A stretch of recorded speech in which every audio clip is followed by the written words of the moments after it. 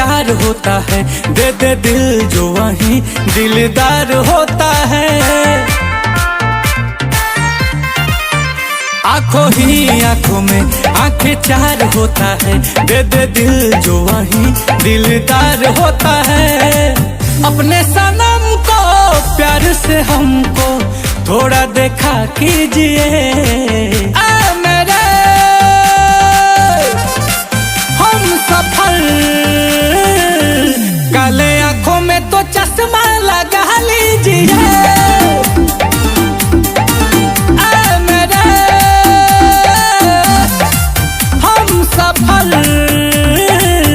काले आंखों में तो चश्मा लगा लीजिए।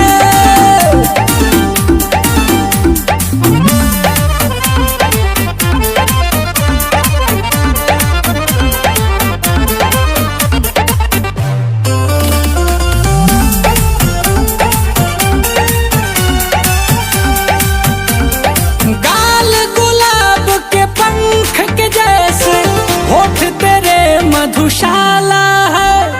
कह दो सभी से आज अभी से, आपका ये दिल वाला है।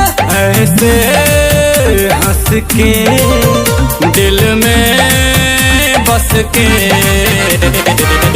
जरा सीने में तो चाहत जगा लीजिए।